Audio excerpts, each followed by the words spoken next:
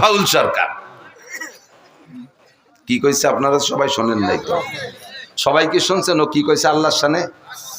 দেখেন সবাই শোনেন নাই, তারপরও শোনেন। আবার আমি নিজে শুনছি, সেটা হলো ও বলে আল্লাহ কি কথা কয় মুখ দে না ওই পাছার নাম অন্য কিছু কয়।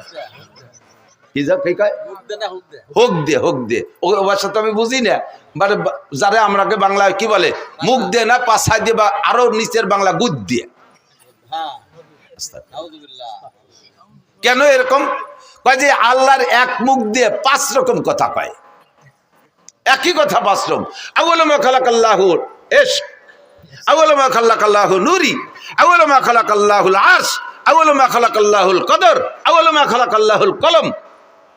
আল্লাহ কয় সর্বপ্রথম আমি ইশক বানাইছি। সেই আল্লাহ আবার জায়গায় বসে কয় সর্বপ্রথম আমি আরশ বানাইছি। সেই আল্লাহ আবার কয় সর্বপ্রথম নূর বানাইছি। সেই আল্লাহ আবার কয় সর্বপ্রথম কলম বানাইছি।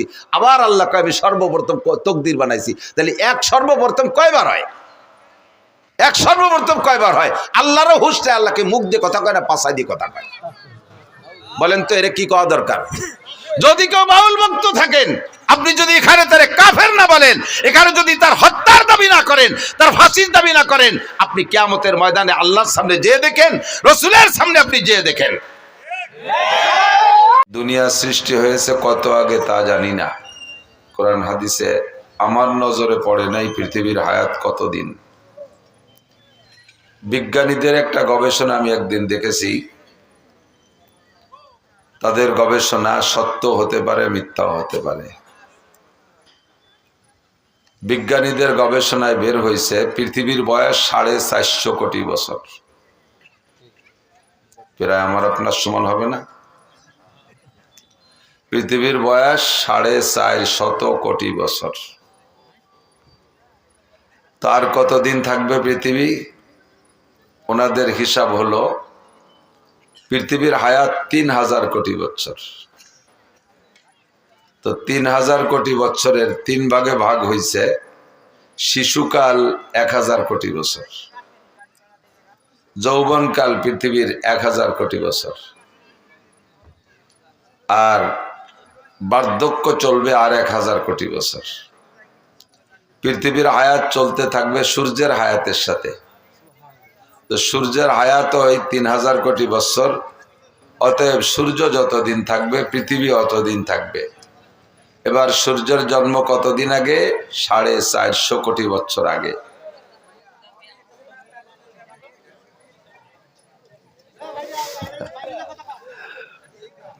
ফোন করতে করতে মাঠের মধ্যে চলে আসতেছে, উস নেই। এমনই এক নিয়ামত হইছে ফোন। রাস্তায় দিয়ে ফোন করতেছে, পিছনে পরিবহন এসে হরেন দেয়, তার উসি নেই।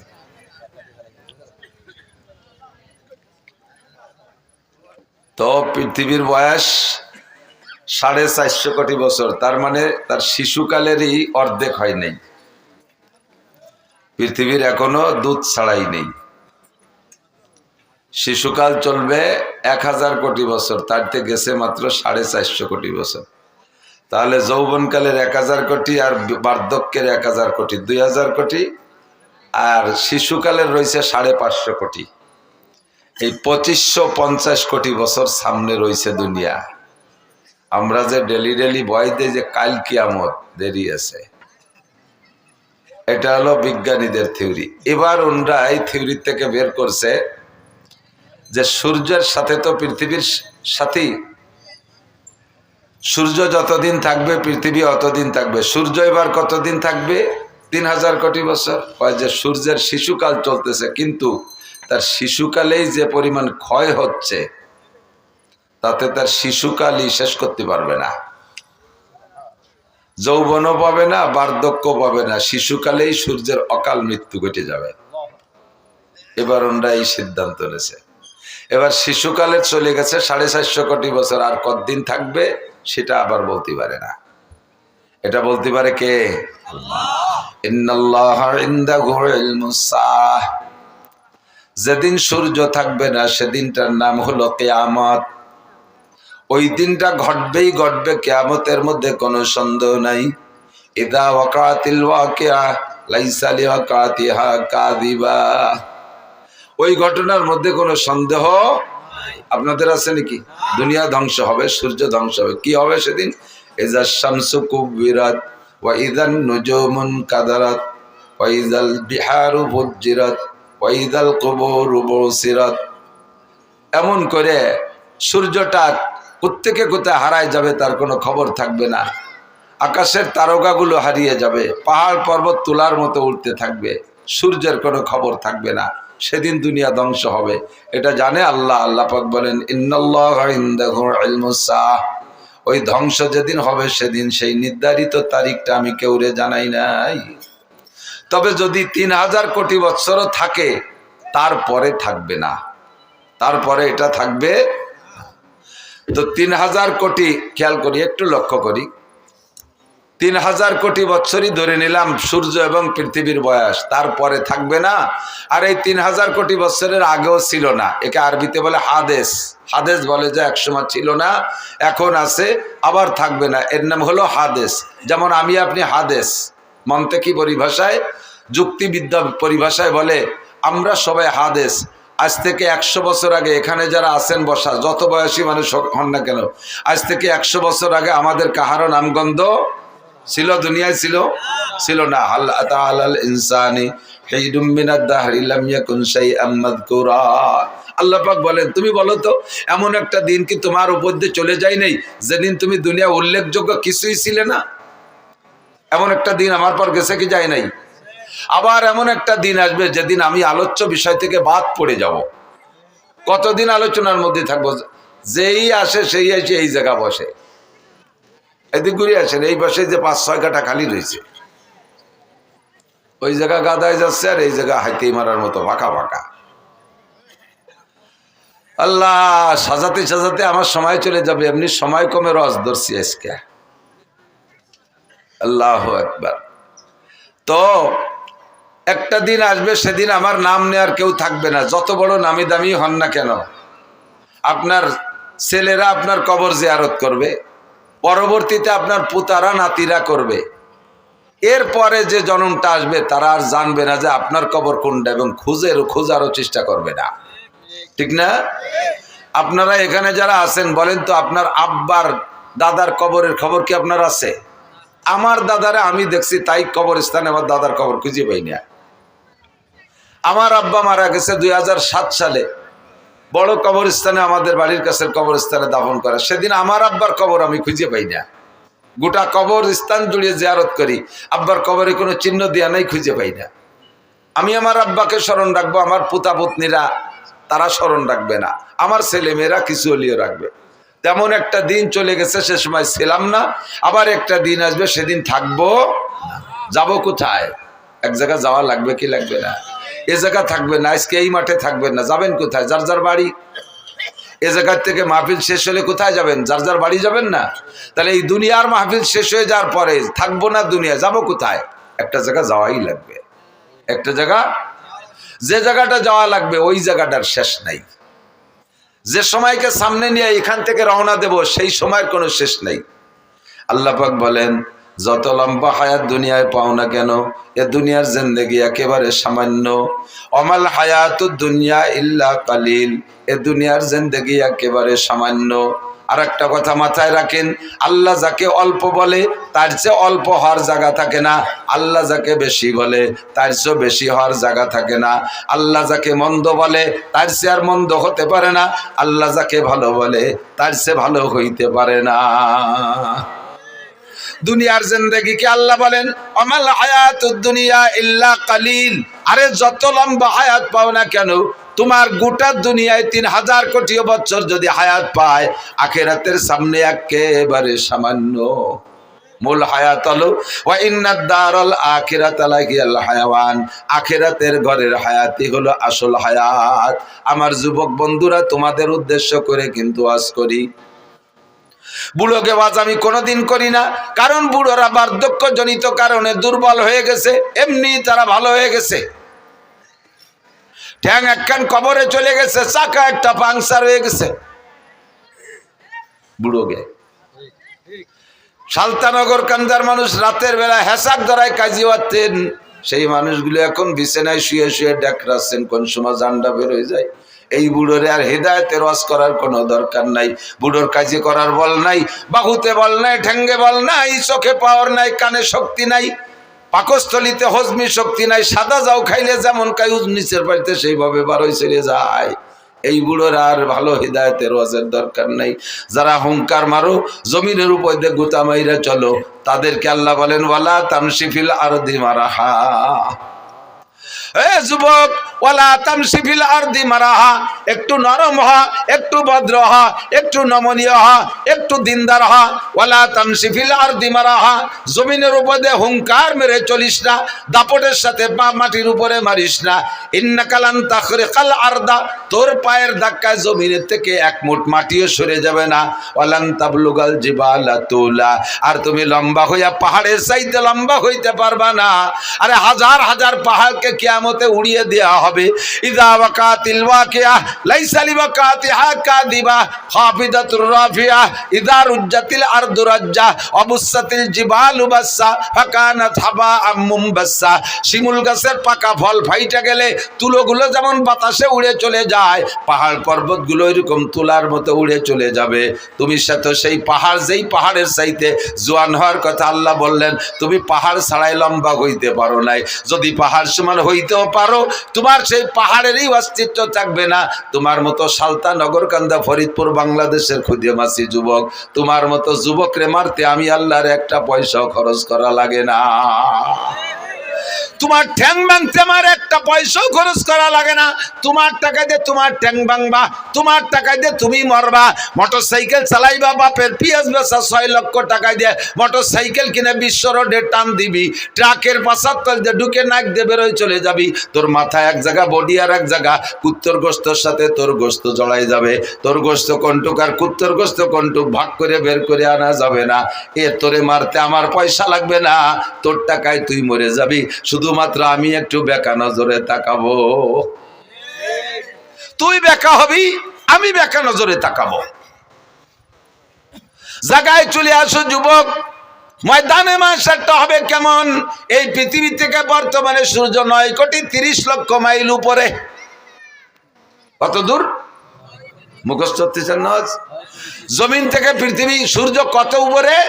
9,30,00,000 মাইল উপরে। প্রায় এখান থেকে ফরিদপুর হবে না?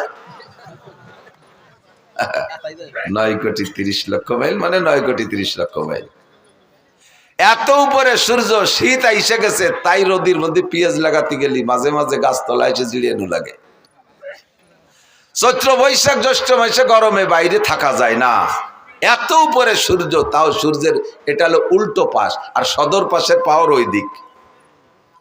হাসরের মাঠে এই সূর্যটাকে আরো পাওয়ার দিয়ে, সদর করে দিয়ে আমাদের মাথার মাত্র 4 আঙ্গুল উপরে দেওয়া হবে।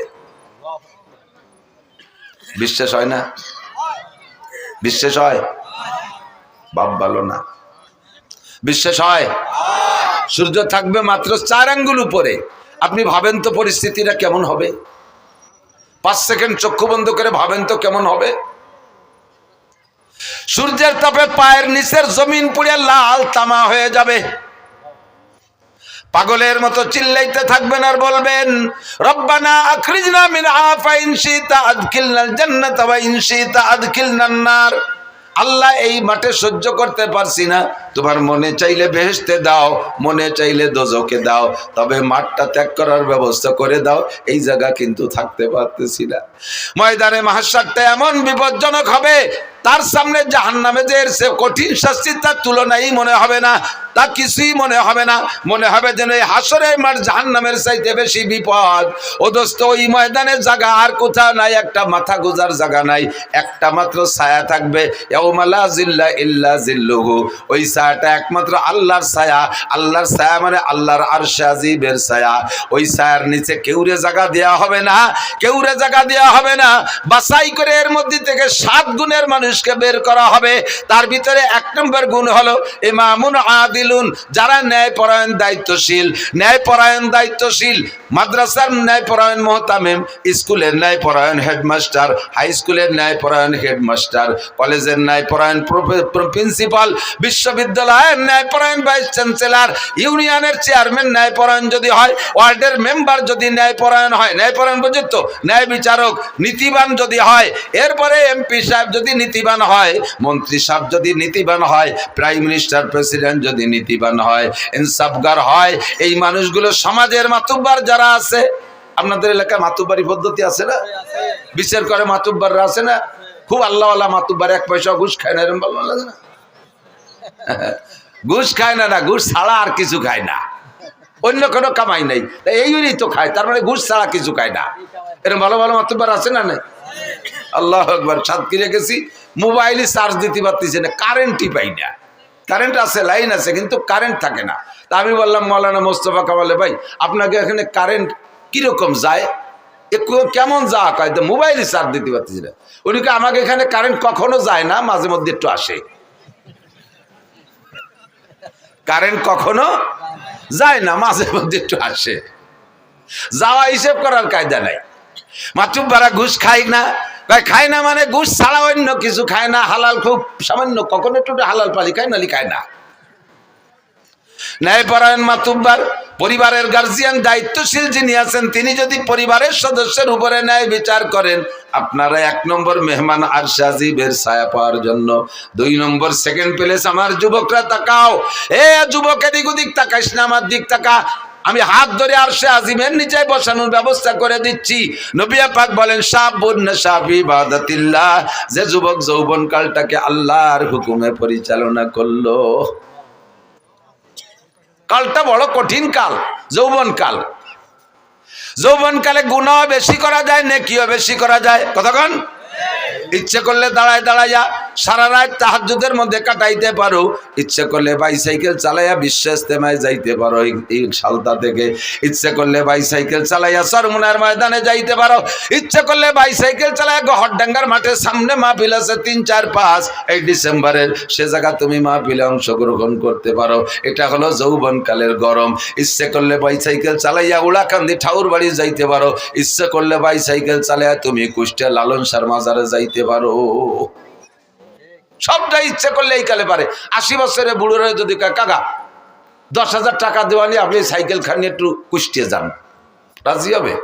প্রাইভেট কারে উঠে দিলি তাই থাকতে রাজি না। আর এটা যৌবন কালের পাওয়ার, যৌবন কালেই পারো। রাত্রে দাঁড়ায় দাঁড়ায় তাহাজ্জুদ পড়তে পারো। তার প্রমাণ হলো তুমি রাত 3টের সময় মেসি আর নেইমারের ফুটবল খেলার টাইম জানতে পারছো, সময়সূচি। শীতকালে রাত 3টেই হবে আজকের ম্যাচ। এই সমর্থকরা, সমর্থক হোক আর না হোক, খেলা দেখনেওয়ালারা ঘুমাইছে, কতক্ষণ ঘুমাইছে? ওই টেলিভিশনের সামনেই বুতু পেশার মতো চাইয়ে দাঁড়ায় রয়েছে, একটা পলক মারে না, চোখে পলক মারে না। কারণ কোন পলকে একটা শট মিস হয়ে যাবে, কোন সময় পলক মারতে যাবো আর ওই পলকে একটা বাড়ি দিয়া মেসি একটা গোল দিয়ে ফেলবে। এই মেসিরে দেওয়ার জন্য পেসির দল সব দাঁড়ায় রয়েছে। রাত 4টের ম্যাচ ছিল, সেটাও দেখছো, 3টের ম্যাচও তাও দেখছো, রাত 2টের ম্যাচও দেখছো, 1টার ম্যাচও দেখছো, সারাটা রাত 1টা মাস পর্যন্ত বিশ্বকাপ ফুটবল খেলা দাঁড়ায় দাঁড়ায় দেখছো। এটাই প্রমাণ করে তুমি এত কঠিন শীতের রাত্রে ফাঁকা জায়গায় টেলিভিশন চালাইয়া বিশাল পর্দা লাগাইয়া তুমি এই সারা রাতে টেলিভিশনে কি বলা হয় ফুটবলের ম্যাচগুলো তুমি মিস করো নাই। কাজেই প্রমাণ তুমি রাত্রে দাঁড়ায় দাঁড়ায় তাহাজ্জুদও পড়তে পারতে। শেষ রাত্রে উইটা ঠান্ডা পানি দে ওযুর দরকার করবা বা গোসলের দরকার কইরা তুমি দাঁড়ায়া তাহাজ্জুদ পড়তে পারতা। রাতভর দাঁড়ায় দাঁড়ায় ফুটবল খেলা দেখলে বান্দা, রাত্রে দাঁড়ায় দাঁড়াইয়া একটু তাহাজ্জুদ কেন পড়লে না? যদি তুমি রাত্রে দাঁড়ায় তাহাজ্জুদ পড়তা, একটু ঘুম কামাই করতে, তাকে এখন তুমি আরামে ঘুমাইতে পারতা। जागना है जाग लो अफलाक की साया तले, जागना है जाग लो अफलाक की साया तले, आखिर तक सोया करोगे खाक की साया तले। যদি সজাগ থাকতে হয়, আরামে ঘুমাইতে হয় কবরে, তাহলে দুনিয়ায় কিছুদিন ঘুম কামাই করতে হবে, দুনিয়ায় কিছুদিন ঘুম কামাই করতে হবে। দুনিয়ায় যদি আরামসে ঘুমাও, কবরে যাওয়ার পরে ঘুমের সুযোগ পাবা না।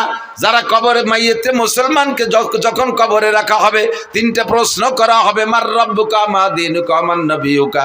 তিনটে প্রশ্নের জবাব আপনি যখন দিতে পারবেন, আল্লাহ পাক বলবেন আলবিসুহু মিনাল জান্নাহ, আমার বান্দারে জান্নাতের পোশাক পরাইয়া দাও। ওয়া আফরিশুহু মিনাল জান্নাহ, আমার বান্দারে মাটিতে শুয়ায় রাখা যাবে না, জান্নাতের খাট পালং দিয়ে দাও। বলি সুবহানাল্লাহ। আফতাহু লাহু বাবান ইলাল জান্নাহ, আর জান্নাতে তো এখন দেওয়া যাবে না, হাসরের মাঠ কায়েম হওয়ার পরে, বিচার আচারের পরে জান্নাত। আপাতত তার জান্নাতে, তার কবরে জান্নাত থেকে একটা দরজা খুইলা দাও। ফায়ুফতাহ, পরিষ্কার হাদিস, ফায়ুফতাহ, খুলে দেয়াই হবে।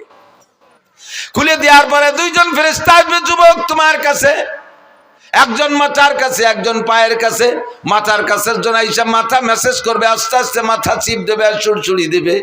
আপনি চোখ খুলে তাকাই বলবেন মান আনতা ইয়া কি, ও ভাই তুমি মাথার কাছে কে আইছো?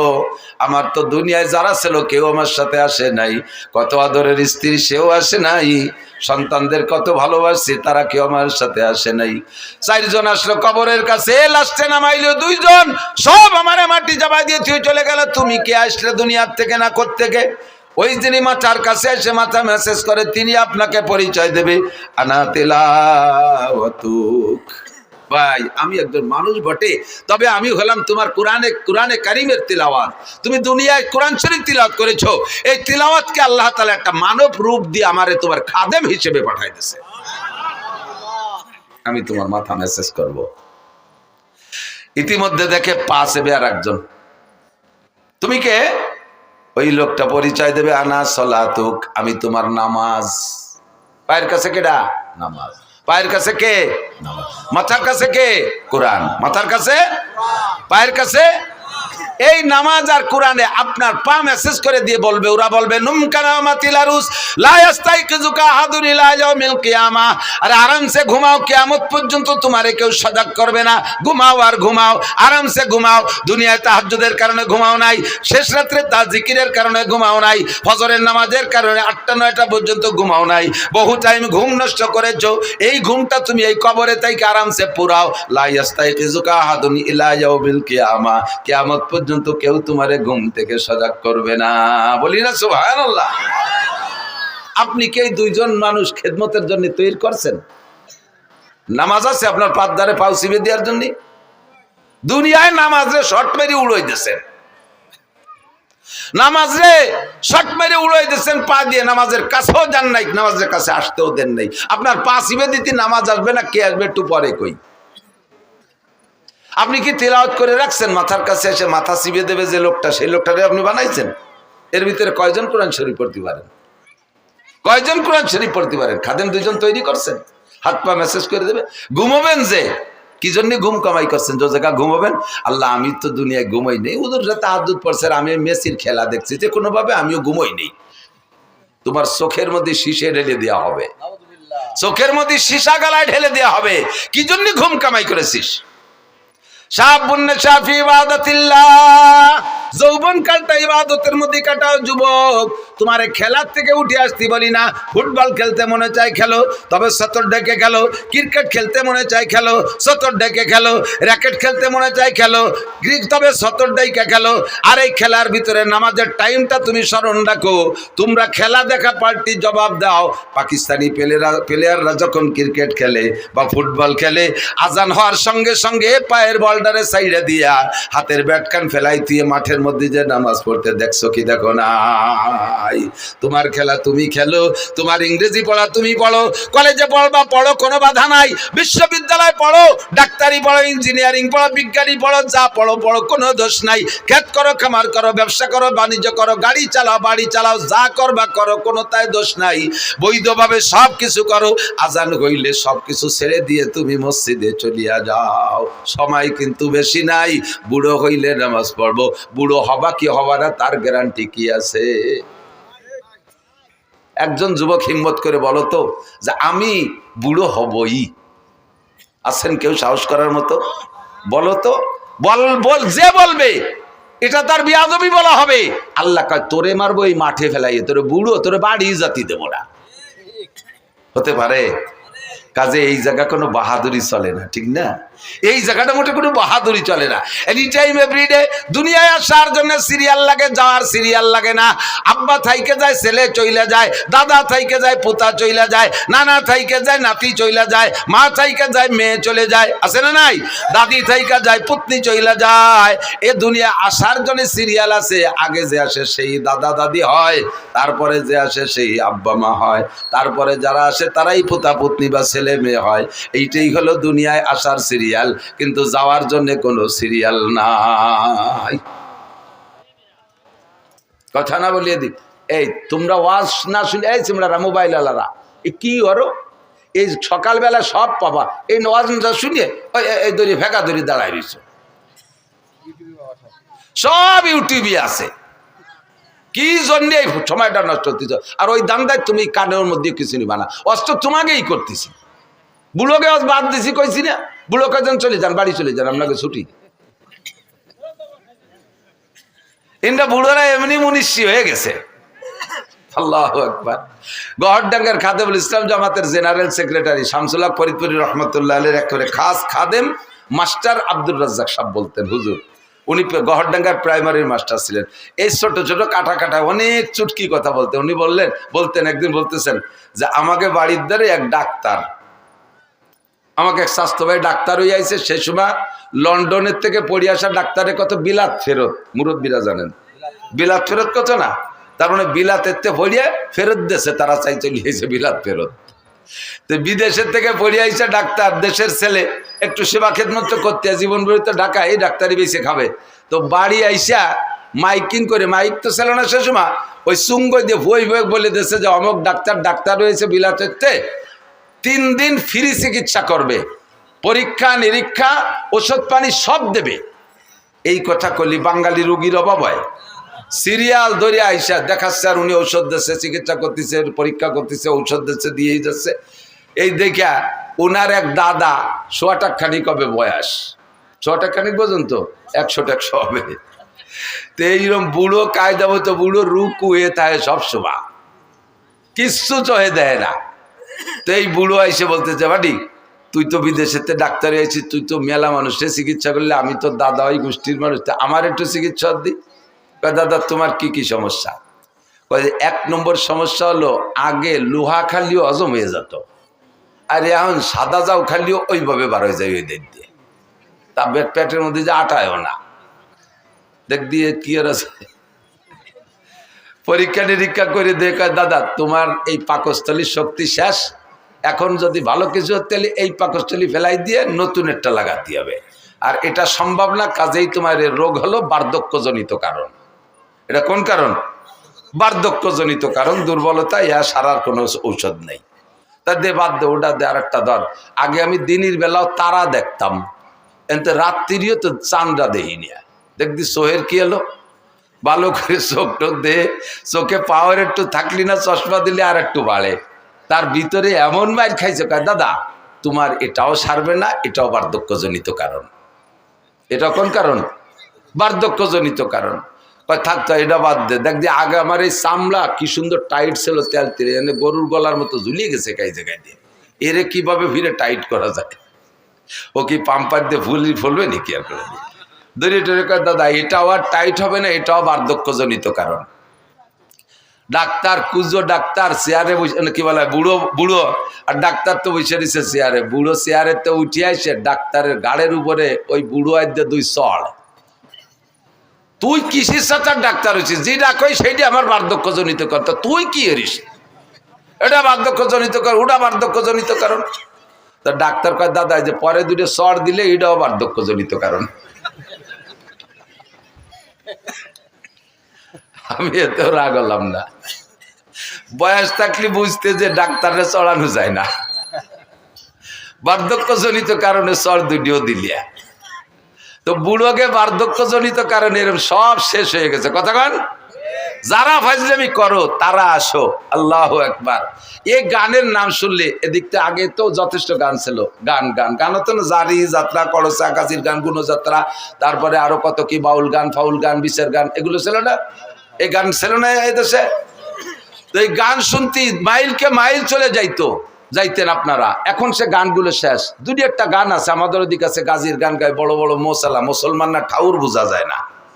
ওরে পরিমাণ মারেফাত শরিয়াতের কথা এই গানের মধ্যে কয়, আর কইটে কয় ডাক্তার হুজুর গে চ্যালেঞ্জ। আমি বুখারী মুসলিম হযরত মাওলানা মমতাজ, হ্যাঁ ওই যে এমপি মমতাজ না মানিকগঞ্জের মুহাদ্দিস মমতাজ, কত বড় সাহস বুকির পাঠায়। এই ফাউলগুলোর স্বভাবই এই, এদের স্বভাব জন্মই হয়েছে বেয়াদবির মাধ্যমে। কথা কন, এদের জন্মটাই বেয়াদবের মাধ্যমে।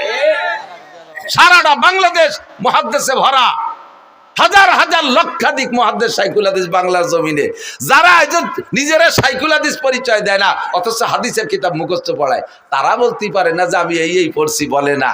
আর জীবনে কোনোদিন হাদিস শব্দ বানান করতে যদি পারে ও আরবিতে, তাহলে ওরে আমার সারা জীবনের ইনকাম দিয়ে দেবো।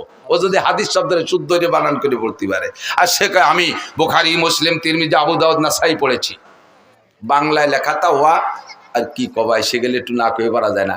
আমার সাথে আগে থাকতো মজিবার দারোগায়, যে বলমারি মোটরসাইকেল চালাতো, যারা দেখছেন 7-8 বছর দারোগাতে রিটায়ার্ডের পরে আমার নিয়ে চলে বেড়াতো। আল্লাহ গেছি উনারে নিয়ে সাতক্ষীরে, এই কালকে যাই আইছি সেই সাতক্ষীরে শ্যামনগর বংশীপুর শাহী মসজিদ মাদ্রাসা।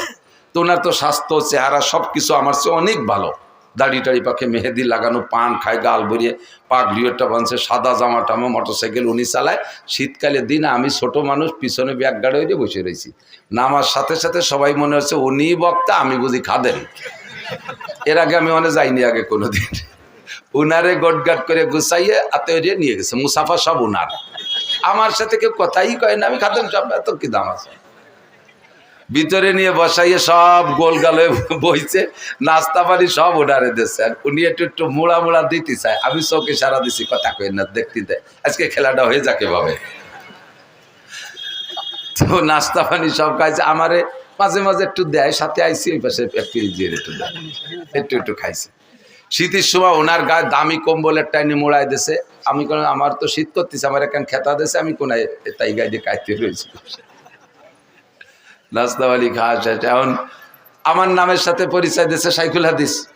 আর উলামায়ে কেরামের স্বভাব আছে, কোনো বক্তা আসলে তার যোগ্যতা পরিচয় নিয়ে একটু তাহকিক করে, খোঁজাখুঁজি করে।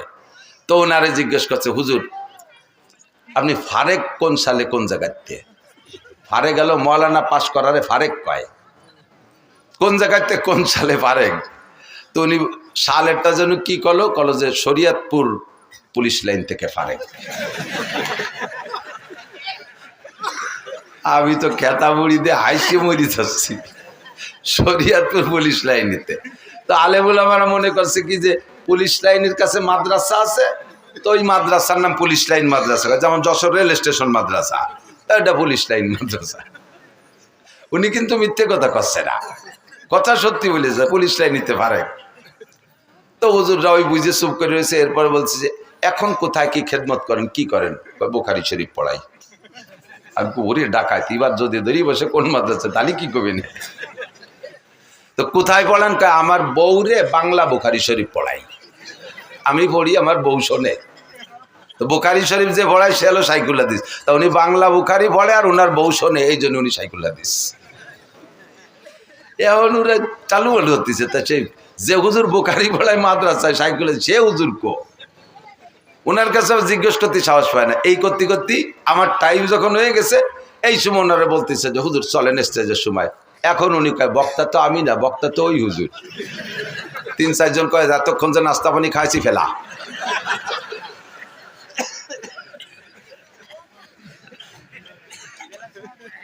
বুখারী পড়ায় এই যে আবাল ফাউল নাকি আবুল সরকার,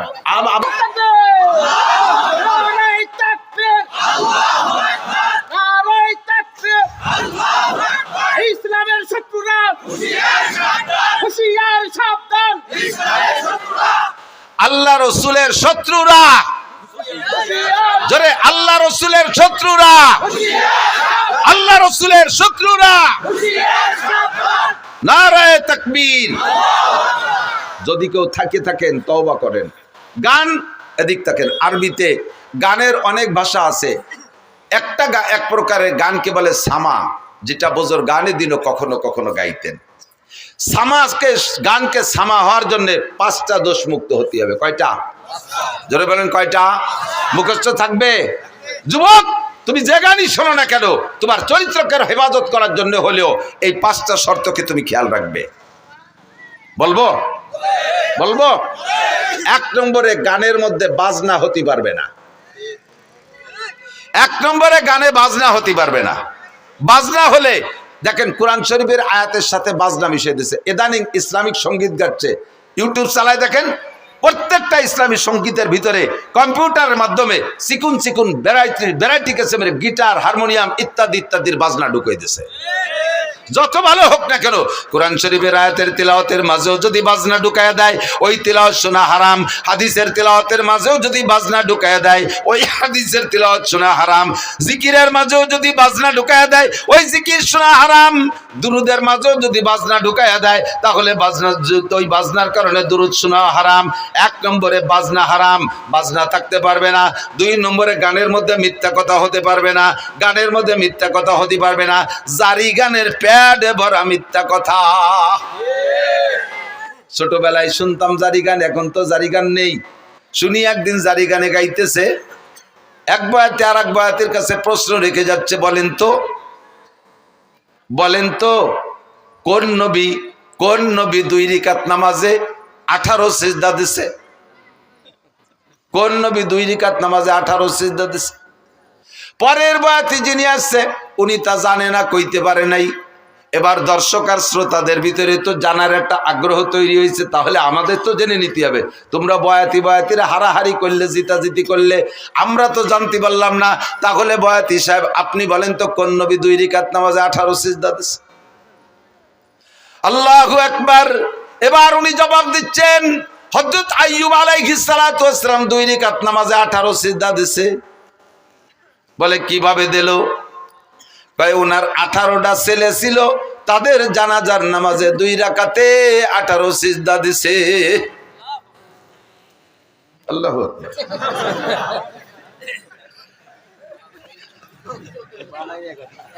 এইভাবে টাইম দিয়ে কলি সুবহানাল্লাহ আল্লাহু আকবার করতে হবে তা না। এবার আমি বললাম, আমি তো সে সময় শুনি নেই, পরবর্তীতে জারি গানের বয়াতি কিবরিয়া সাহেবের সাথে একদিন মাহফিল, আমি বললাম আপনারাও গাইতেন নাকি এই গান? কয় হ্যাঁ, তো আমরা গাইছি। তা বলেন তো 2 রাকাতে 18 সিজদা কেন দিল? কয় তার 18 ছেলে ছিল, জানাজার নামাজে 18 সিজদা। আমি বললাম যে এই কথাটা বুয়ো না সঠিক, আপনি কি টের পান নাই কোনোদিন? কয় বুয়ো হওয়ার কারণ কি? আমি বললাম আপনি কি জানাজার নামাজ জীবনে পড়ে থাকেন? কয় হ্যাঁ, 1 মাস আগে তো আমার মার জানাজা পড়ছি। কয় সিজদা দিয়েছেন? কয় রাকাত পড়ছেন জানাজার নামাজ? কয় জানাজার নামাজ কি রাকাত আছে নাকি? তা আপনার জানাজার রাকাত থাকলো না, আইয়ুব আলাইহিস সালাম রে 2 রাকাত পড়ালেন কিভাবে? তাও তো এক কথা। এখন কানে বানি গেছে, তাও তো এক কথা। আমাকে জানাজার রাকাত নাই, আইয়ুব আলাইহিস সালাম রে 2 রাকাত পড়াবাকে। আমি বললাম আপনার মায়ের জানাজায় কয় সিজদা দিয়েছেন? কয় সিজদা একটাও দেই নাই। তা আইয়ুব নবীর সন্তানদের জানাজায় সিজদা দেবে কেন? সিজদা হবে একমাত্র কার জন্য? আল্লাহু আকবার। বরাবর 3টি অঙ্গ হেফাজত করো। এই অঙ্গটা হেফাজত করো আল্লাহর জন্য, জবানটা হেফাজত করো আল্লাহর জন্য, বরাবর নিচে আরেকটা অঙ্গ শরমগা হেফাজত করো আল্লাহর ভয়ে। 3টি অঙ্গর হেফাজত যদি করতে পারো, তাহলে নবী পাক বলেন আজমাল্লাহুল জান্নাহ, আমি তোমার জান্নাতের জামিন হয়ে যাব। সিজদা হবে কার জন্য? একমাত্র আল্লাহরই জন্য। মূর্তির সামনে সেবা, পীরের সামনে সেবা। দেখেন না ওই বাউল পাল্টি, ওকে ছবি দেখেন, আরো ভিডিও দেখেন, দেখবেন ওই বাউল, বড় বাউল বৈশা আছে, আর ছোট ছোট কুসো ফাউলরা যে তার সামনে সেবা দিচ্ছে। দেখছেন না সিজদা দিতি? এগুলো মোমেন না মুশরিক? মোমেন না মুশরিক? আকলিস দীনাকা ইয়াকফিকাল আমালুল কালিল। শুনতে ভালো লাগে তাই বলেই শুনবেন, তাই বলে যা তা শুনবেন না, যাতে আপনার ঈমান আমলকে ধ্বংস করে দেয়, এমন কিছু আমি শুনতাম না। আরে আল্লাহু আকবার। মুমতাজের গান, দুনিয়ার যত পচা গান আছে, এ গান শুনলে গুনাহ হয়, তবে ঈমান যায় না। ওই সব গান শুনলে গুনাহ হয়। তো খেয়াল করেন, এই সব গান, যত কণ্ঠশিল্পী আছে দুনিয়ার পচা নোংরা গান গায়, এসব গান শুনলে ঈমান যায় না, তবে কবিরা গুনাহ হয়। কবিরা গুনাহ হয় তবে ঈমান যায় না। কিন্তু বাউল গান, বিচার গান আর জারি গান আর করচা গান, এই সমস্ত গান শুনলে ঈমান যায়। কারণ এই গানগুলো শুনে তার ভিতরে যে ইসলামী ইতিহাসগুলো ওরা বলে, এই কথাগুলো শ্রোতারা বিশ্বাস করে। আর এই বিশ্বাসের কারণে ভুল ইতিহাস তার অন্তরের মধ্যে ঢুকলো। আর ভুল ইতিহাস বলতে বলতে আল্লাহর সম্পর্কে সমালোচনা, নবীদের সম্পর্কে সমালোচনা, এমন এমন খারাপ ভাষা ব্যবহার করে যেগুলো উচ্চারণ করাই সম্ভব না। কয় আদম আলাইহিস সালাম লম্বা ছিল, এই বাউলরা কয় আদম আলাইহিস সালাম লম্বা ছিল 120 হাত, তার পুরুষ অঙ্গ লম্বা ছিল 17 হাত। তোর আব্বা যাই আমায় ফিয়াইছে শালার কাজাতি গেছিলাম রে, পারলাম না, ঠেয়া ফেলছি, বহুত কষ্ট করে ঠেয়া ফেলাইছি। আস্তাগফিরুল্লাহ। জানোয়ার আদম আলাইহিস সালাতু ওয়াস সালাম জলিলুল কদর নবী, দুনিয়ার সর্বপ্রথম মানুষ, সর্বপ্রথম নবী, তার অঙ্গ প্রত্যঙ্গ মাপার দায়িত্ব তোর কে দেছে? এই অ্যানিম্যাল, পশু, বাস্টার্ড, হারামজাদা। তার জন্মের ঠিক নাই যদি সে এরকম উচ্চারণ করে থাকে। কথা বলেন ঠিক ঠিক না? আল্লাহ সম্পর্কে কটূক্তি, নবী সম্পর্কে সমালোচনা, তাই কি? আমি বললাম তো এই সব দিক দিয়ে এরপরে তুমি ভুলটা বুঝে নাও। আইয়ুব আলাইহিস সালাতু ওয়াস সালামের ছেলে 18টা, আগেও না পরেও না। ছেলে ছিল 6টা, এক রাত্রে 6 ছেলে উদাও হয়ে গেছে। উদাও হয়ে যাওয়ার পরে তাদের জানাজা পড়া লাগে না, কাজে উনি জানাজা ছেলেদের পড়ে যান নাই। এরপরে 18 বছর কষ্টের পরে, রোগ থেকে শেফা দেওয়ার পরে আল্লাহ তাআলা আরো 4টি, আগে 4টি স্ত্রী ছিল, সে 4টার 3টি, একটা তো কাছেই ছিল রহিমা, আর 3টি হারিয়ে গিয়েছিল, সে 3টেরও ফিরে দিয়েছে, আরো 4টে বিয়ে করার অনুমতি দিয়েছে, 8টা স্ত্রী, পরবর্তীতে আর 6টা ছেলে হয়েছে। 12টা ছেলের জীবদ্দশায় আইয়ুব আলাইহিস সালাম ইন্তেকাল করছেন, একটা ছেলেরও জানাজা পড়া লাগে নাই। তোর এই বাউল গান আর ফাউল গান আর হারামজাদা গান, যেই গানের কোনো মা বাপ নাই, যেই সন্তানের মা বাপ নাই, তারে কয় জারিউর বাচ্চা। কথা কন না কেন? যেই গানের কোনো মা বাপ নাই, তার কোনো সনদ নাই, দলিল নাই, এই জারজ গান আর জারিউ গান, হারামজাদা গান দিয়ে নবী রাসূল সম্পর্কে কটূক্তি করবি, মরার সময় তোর ঈমান নসিব হবে না। হাসরের মাঠে নবী পাকের সুপারিশ তো দূরের কথা, তুই থাকবি জাহান্নামের প্রথম স্থানে। কথা বলেন ঠিক ঠিক না? আর জীবনে কোনোদিন আমরা জারি গান, বাউল গান, ফাউল গান শুনবো? জোরে বলছেন, জোরে বলেন। কারা কারা শুনবেন না একটু আল্লাহকে হাত দেখাবেন। কেউ কে হাত অল্প একটু জাগাইছে, আমি অল্প একটু শুনবো, এরকম নেই, পুরো টান টান। বাউল পার্টি হালাল না হারাম? বাউল পার্টি জায়েজ না না জায়েজ? বাউল গান শোনা জায়েজ না না জায়েজ? হারাম, হারাম, হারাম, বলেন হারাম। জীবনও কোনোদিন সমর্থন করব? বাউল সরকার, আবুল সরকারের ফাঁসি চাই, ফাঁসি চাই, ফাঁসি চাই, আবুল সরকারের ফাঁসি চাই। নারে তাকবীর। জাযাকুমুল্লাহ। ফাঁসি না দিলেও একটা কাফের, একটা বেঈমানের মোকাবেলায় ফাঁসির দাবি করেছেন, কিয়ামতে ইনশাআল্লাহ নবী পাকের সুপারিশ পাবেন। আল্লাহর শাজিমের নিচে জায়গার ব্যবস্থা করে দিক। 2 নম্বরে মিথ্যা কথার কারণে গান হারাম। কয় কি? একটা না কয় পারতেছি না, দিক খেয়াল কয় কি? বলো ওয়াইস করনি, খেয়াল করেন, ওয়াইস করনি বিলাল রে, বিলালের বাড়ি যাইয়া, শুনছেন মনে হয়, কেউ কেউ শুনতে পারে, বিলালের বাড়ি যাইয়া রুটি খাইয়া তার হায়াত ছিল 7 দিন, বাড়াই দিয়েছে 70 বছর।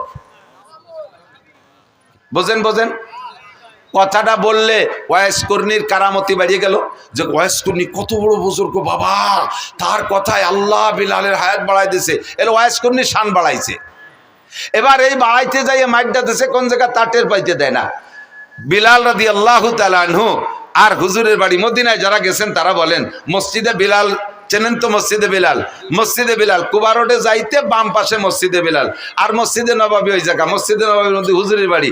তো হুজুরের বাড়ি আর বিলালের বাড়ি প্রায় আধা কিলোমিটার হবে দূর, বিলালের বাড়ি যেখানে, মসজিদ যেখানে।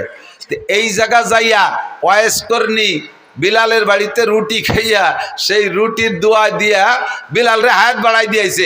একটু আধা কিলোমিটার হাইটে যাইয়া রসুলরে দেখে আসলো না। বোঝেন কথা, বোঝেন? ওয়াইস কর্ণী আর নবী আলাইহিস সালাম একই জামানায়। নবীর কথা শোনার সাথে সাথে হযরত ওয়াইস আল কর্ণী কলেমা পড়ে ইসলাম গ্রহণ করেছেন। নবী পাকের সাথে দেখা করতে যাবেন, কিন্তু বৃদ্ধা মা ঘরে থাকার কারণে যাইতে পারতেছে না। চিঠি লিখছে হুজুরের কাছে, হুজুর আমি তো আমার এই বিদ্যা মার খেদমতে আছে, আমার আর খেদমত করে কেউ না, আমার মাকে। তা আমি কি আপনার সাথে একটু যদি দেখা করতে পারতেন তাহলে হতেন সাহাবি। আর সাহাবি আর ওয়াইসকর্ণীর মধ্যে পার্থক্য কি জানেন? সাহাবি আর একজন নর্মাল সাহাবি আর ওয়াইসকর্ণী, 1 কোটি ওয়াইসকর্ণীর যে দাম, সাধারণ একজন সাহাবির দাম তার চেয়ে বেশি। একই জামানায় হইয়া ওয়াইসকর্ণী এই সাহাবি হওয়ার ফজিলাতটা নিতে যাইতে পারে নাই মায়ের খেদমতের কারণে। সেই ওয়াইসকর্ণী মারে বাড়ি থুইয়া হুজুরের বাড়ির দ্বারাতে বিলালের বাড়ি যে রুটি খাইয়া বিলাল রে হায়াত বাড়াই দিয়ে আসলো, নবীর একটু দেখি আসলো না। এর নাম জারি গান না জারিও গান? বাংলায় কমেন্ট একটু। কতজনের জারিওর বাচ্চাকে গালি হয়েছে নাকি? একটু গাইলিও, এরা গালি দিলেও নাকি আছে? এই গান কি জারি গান না জারিও গান? যার কোনো মা বাপ নাই, মিথ্যে কথা। এরপরে জারি গানের ভিতর গায় আল্লাহ উসমান রে আর কুলসুম রে আল্লাহ জাহান্নামে দেবে।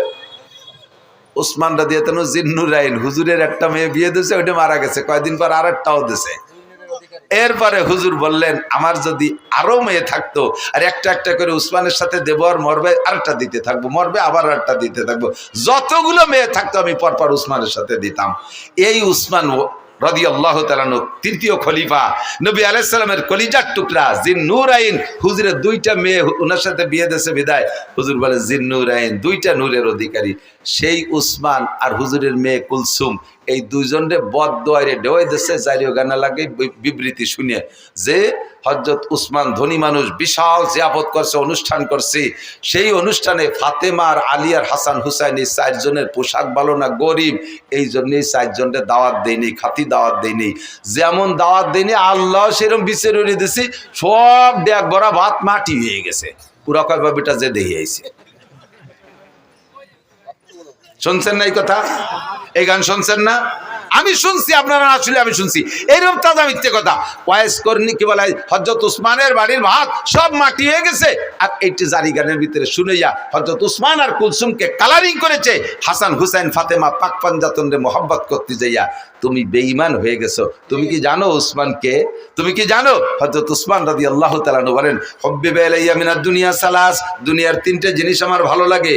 এর আগে হযরত হুজুর নিজে বলছেন হুব্বিবা ইলাইয়া মিনাদ দুনিয়া সালাস, আমার দুনিয়ার 3টে জিনিস ভালো লাগে, আত্তিব ওয়াল মারআত ওয়াজুলাত কুররাতু আইনি ফিস সালাত। হুজুর বলেন আমার 3টে জিনিস ভালো লাগে। 1 নম্বরে আতর সুগন্ধি, 2 নম্বরে নারী জাতিকে ভালো লাগে, মাকে মা হিসেবে, দাদিকে দাদি হিসেবে, নারীকে নারী হিসেবে, স্ত্রীকে স্ত্রী হিসেবে।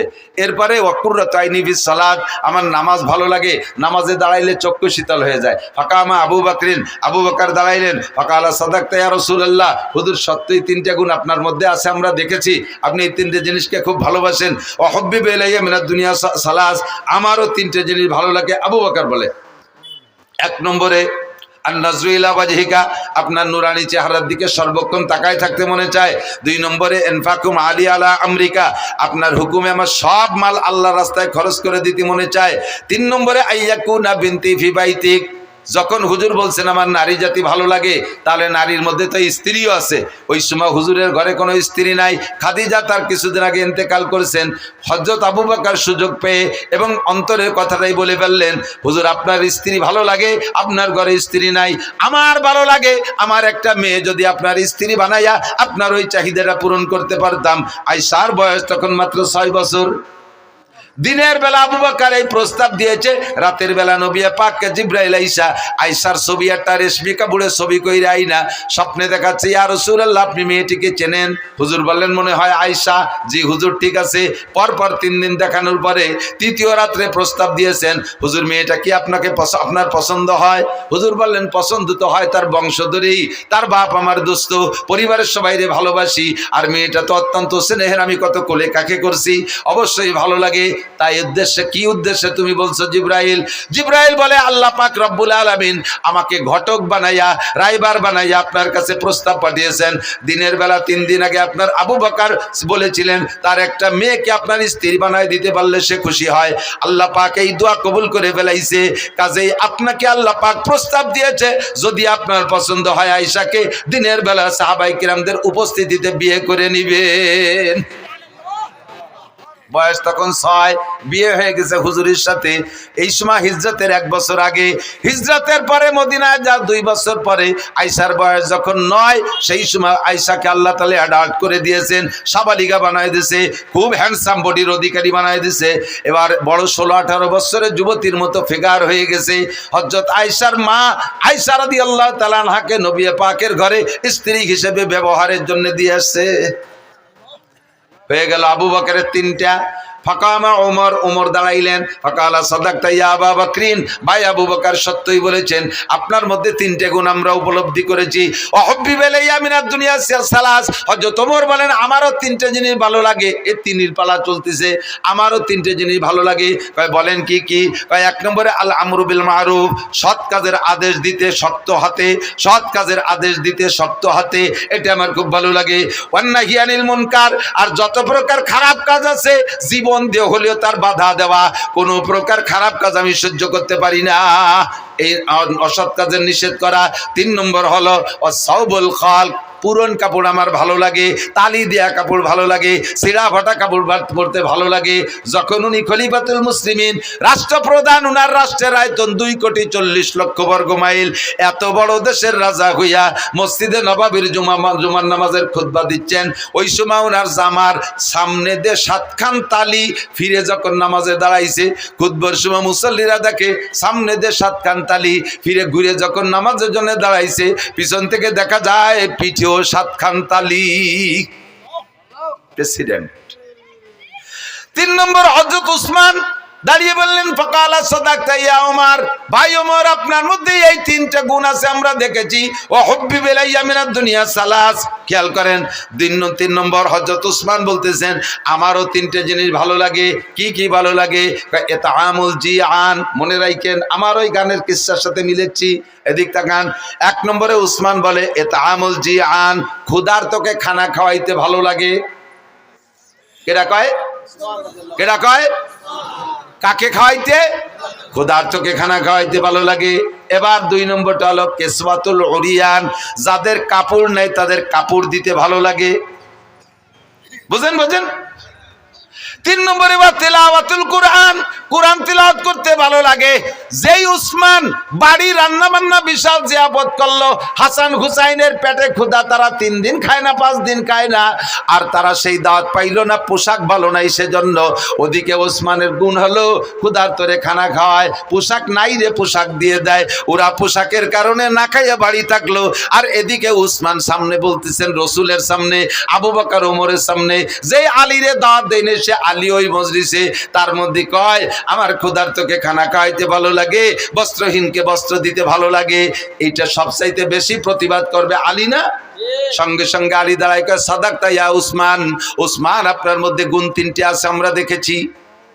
যারে দাওয়াত দেয় নাই পোশাকের অভাবের কারণে, যার পেটে ক্ষুধা থাকা সত্ত্বেও তার জিয়াবতে দাওয়াত দেয় নাই, এই লোকটা কি সত্যায়িত করতে পারে? সেই দাঁড়ায় কয় উসমান আপনি সত্য কথা বলেছেন, এটা আপনার চিরবৈশিষ্ট্য, ক্ষুধার্তকে খানা খাওয়ান, বস্ত্রহীনকে বস্ত্র দেন, এটা আপনার গুণাগুণ। এবার আলী দাঁড়াই বললেন ওয়াহুব্বিব ইলাইয়া মিনাদ দুনিয়া সালাস, ভাই উসমান সত্য বলেছেন, আমারও 3টে জিনিস ভালো লাগে। 3-এর পালা চলতেছে। হযরত আলী বলেন 1 নম্বরে কি বলে আস-সাওমু ফিস সাইব, ইকরামুজ যায়েব। 1 নম্বরে ইকরামুজ যায়েব, মেহমানকে তার মর্যাদা বুঝা পরিমাণ মতো মেহমানদারি করতে আমার ভালো লাগে। যে মেহমানের যেমন চাহিদা তার চাহিদা অনুযায়ী মেহমানদারি করতে ভালো লাগে। 2 নম্বরে আস-সাওমু ফিস সাইব, গরমকালে রোজা রাখতে আমার ভালো লাগে। হযরত আলী বলতেছেন গরমকালে রোজা রাখতে ভালো লাগে। জিজ্ঞেস করা হলো কেন? গরমকাল তো দিন বড়, এ সময় রোজা রাখতে তো সবাই কষ্ট হয়, তোমার কেন ভালো লাগে? হযরত আলী বলেন গরমকালে রোজা রাখতে ভালো লাগার কারণ হলো হুজুর বলেছেন লিসাবে ফারহাতান, রোজাদারের 2টা আনন্দ। একটু বলেন কয়টা? রোজাদারের 2টা খুশি। ফারহাতুন ইনদা লিকায়ে রাব্বিহিম, যত মানুষ রোজা রাখবে দুনিয়ায় সমস্ত মানুষ আল্লাহ পাকের সামনে সাক্ষাৎ হবে, আর আল্লাহ পাক সব রোজাদারের গালে উঠাইয়া মুখে উঠাইয়া খানা খাওয়াবে। এইটা হলো আখিরাতের খুশি। আর একটা খুশি হলো কি বলা হয় লিসামে ফারহাতান ফারহাতুন ইনদা লিকায়ে রাব্বিহিম, আরেকটা খুশি হলো ফারহাতুন ইনদা ফিতরিহিম। দুনিয়ায় যত খাবার খান, আমার দিক দুনিয়ায় যত মজার খানা খেয়ে থাকেন না কেন, একটু সত্যি কথা বলেন, ইফতারির চাইতে মজা পান কোনো তাই? ডাল চাল খেচড়ি চাপড়ি ডুটি মুটি খুঁতফুটনু যা দিক চাবায় না আশের মতো গেলে, ঠিক না? এত ভালো লাগার কারণ কি? দুনিয়ায় সবচেয়ে ভালো তরকারির নাম কি? খোদা। কিদের সে ভালো তরকারি হয় না। কায়দা মতো কিদে লাগলি পান্তা ভাত খাতেও নুন লাগে না, ঠিক না? পেটে কিদে যদি টাইট মতো থাকে তাহলে যা খায় তাই ভালো লাগে। রমজানের চাইতে পিওর কিদে তো আর কোনো সময় হয় না। হযরত আলী বলেন ইফতারির মজাটা গরমকালে রোজা বড় হয়, এই জন্য ইফতারিতে মজাটাও বেশি পাই, এই জন্য গরমকালে রোজা ভালো লাগে। 3 নম্বরে আযযারবু বিসাইফ, ময়দানে যাইয়া তরবারি দিয়ে কাফের কুপায় কুপায় কাটতে ভালো লাগে। যারা শৈল মাছ আছে জুপি দিয়ে এড়ো কি কি কয় জানি না আর কি, কোপায় যাই দিয়ে ওরে কি কয়, ফুলকুচি, জুপি ফুলকুচি, শৈল মাছ কোপানোর অভ্যাস আছে। যে লোকটা শৈল মাছটা কোপ দেয় এই জুপি দিয়ে, শৈল মাছের কান ছিঁড়ে এই গলা টলা পেট টেট জড়াইয়ে 8টা 10টা নালি ঢুয়ে গেছে, সেই সময় শৈল মাছ খুশিতে খিলখিলে আসে না? ফুলকুচির সাথে ওই যে নাড়ি বার হয়ে গেছে, শৈল মাছে কি হাসে না কান্দে? শুনি আর না শুনি কান্দে। ও তো কান্দেও মারে, যে কোপ দেয় সে কি করে কোন তো? খুশিতে দিছি লাগাইয়া সে খুশিতে লাভায়। কয় যে মাছ কুপানওয়ালা মাছরে কুপাইয়া যেমন খুশি হয়, ময়দানে যাই আমি কাফের রে কুপাই ওইরকম খুশি পাই। এই কাফের মারতে আমার বাড়ি মজা লাগে। 3 জনে 3 হাদিসটা গলা সমান কইলাম আর কি। এরপরে সামনে ছিল হযরত, সম্ভবত হযরত কি বলে আব্দুল্লাহ ইবনে মাসউদ রাদিয়াল্লাহু তাআলা আনহু, সম্ভবত উনি, আর জিবরাইল আর আল্লাহ, ওনরাও 3 জনে 3 জনে কইছে। তা আমার যেটা মাকসাদ সেটা আমি বললাম, সেটা হলো হযরত উসমান বললেন ক্ষুধার্তকে খাওয়াইতে ভালো লাগে আর কাপড় নাই রে কাপড় দিতে ভালো লাগে। সেই কথাটা আলীর সামনে, আলী কি সেই কথা সমর্থন করা উচিত? যেই আলী, যেই উসমান আলীর পরিবারের কাপড় না থাকার কারণে ক্ষুধা অবস্থায় তাদেরকে বাড়ি জিয়াফত করলেন, অথচ দাওয়াত দিলেন না। এইটা জারি গানের ভিতরে বলে। এবার বলেন এই জারি গান কি জারি না জারিও গান? আর শুনবেন কোনদিন? নাই, উঠে গেছে। এই বাউল পার্টিও তারই একটা শাখা। এ বাউল পার্টি ফাউল পার্টিও তারই একটা, না নামাজ হয় না রোজা না জাকাত না হয়, তো ফের খুশি কাজ বাদ কে কই যে ঢা না জল। তুই দাড়ি কাটছিস চুল লম্বা, আর কত বড় গাদা। আমি শুনছি যেটা, ও কয় কি একটা দাড়িতে 70 জন ফেরেশতা থাকে, মুখের দাড়িগুলো কাটিয়ে ফেললি ফেরেশতাদের পাও কাটিয়ে শুরু শুরু হয়ে যায়। ও আরো ভাষা খারাপ দিয়ে কইছে, ফেরেশতাদের গোড়া মারি দেওয়া হয়ে গেছে। শয়তান বেয়াদব কোথাকার। আর এরে আজতে ঢুকাইছে, আর এর পক্ষে বলে কোন উকিল দাঁড়াইছে, এর পক্ষে বলে কোন উকিল না কোন দাতাল বলে দাঁড়াইছে, এরে খালাস করার জন্য। হ্যাঁ, আর এক শ্রেণীর নেতারাও বলে সেই ফাউলির পক্ষ নেছে। যারাই ফাউলির পক্ষ নেছো আর কোনোদিন মাথা খাড়া করতে পারবা না বাংলার জমি, আর কোনোদিন মাথা খাড়া করতে পারবা না যদি ফাউলদের পক্ষ নাও। আল্লাহর শত্রুতা।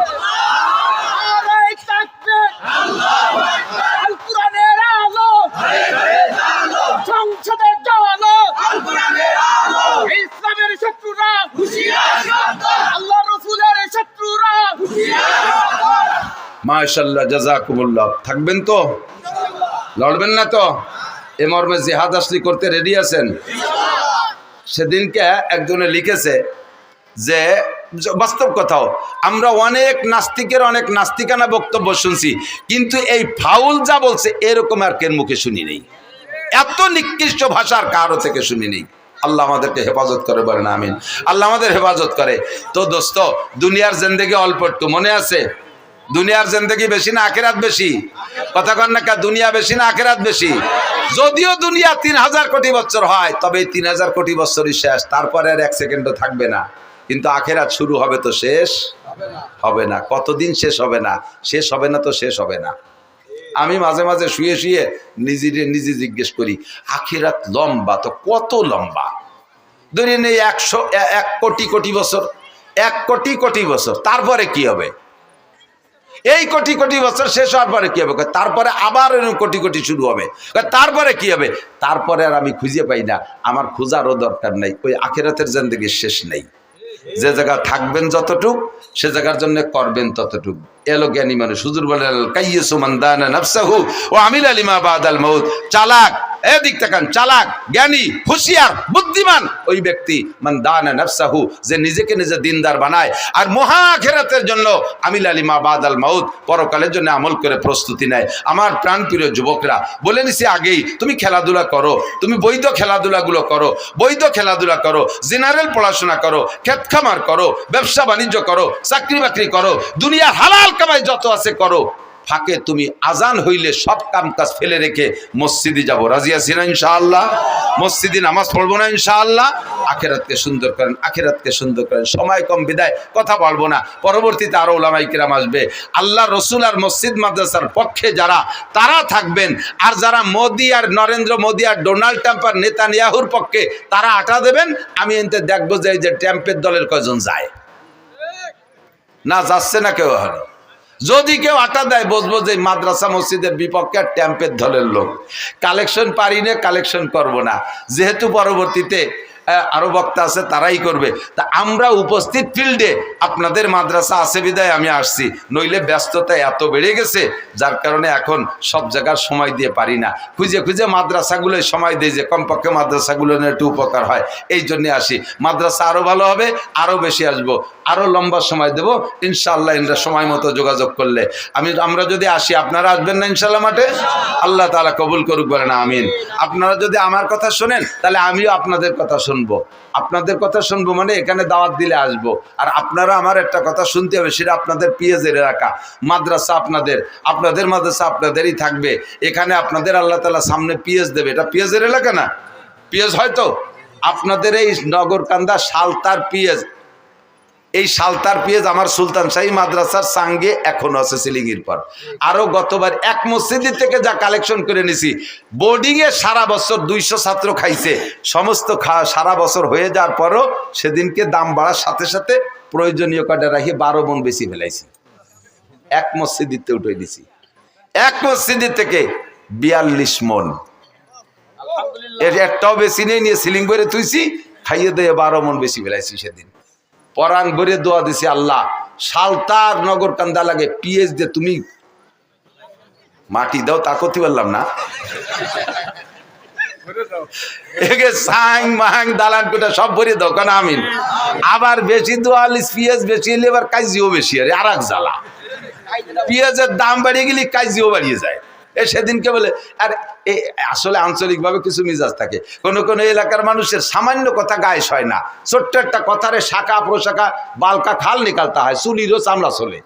এই করতে করতে করতে করতে দেখা যায় আসলে কিছু না, মাথায় যে 20-22 জন মরে গেছে। সামান্য সামান্য কথা নিয়ে খালি কসলা তিতালে থাকে। কিছু কিছু এলাকা আছে, তার ভিতরে এলাকাও কম না। আল্লাহ যেন ফসল ভালো দেয়, বলেন আমিন।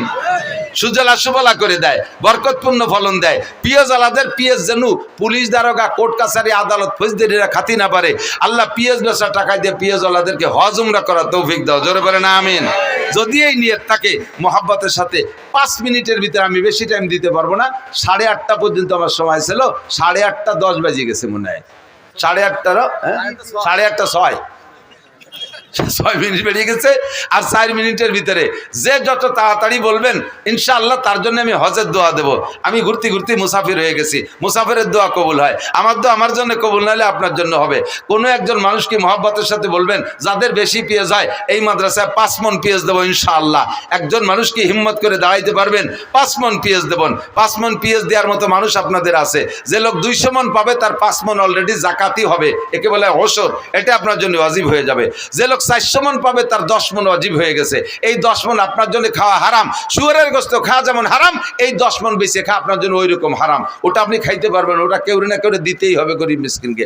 তো আপনার এই 200 মণ 400 মণ আলার 10 মণ হবে জাকাত। 5 মণ এই মাদ্রাসা নিজেদের মাদ্রাসায় দিয়ে, আর 5 মণ আশেপাশে সব মাদ্রাসায় দিয়েন। একটা মানুষ আছে 5 মণ আলা নাকি বেশি করে ফেলেছি তা আল্লাহ জানে। আমি তো দেশের থেকে নিছি, আমি ওই মসজিদ থেকে একজনই আমার মাদ্রাসায় 5 মণ দিয়েছে। কোথায় সুলতানশী মাদ্রাসা, কোথায় সালতা? 2 মণ 1 মণ হলে ভালো হয়। আচ্ছা, 5 মণ আলার প্রস্তাব আমি উড্ড করি নেই, থাকলো কোন আল্লাহর বান্দার আল্লাহ তৈরি করে দিতে পারে? 2 মন বলেন কে আছেন? 2 মন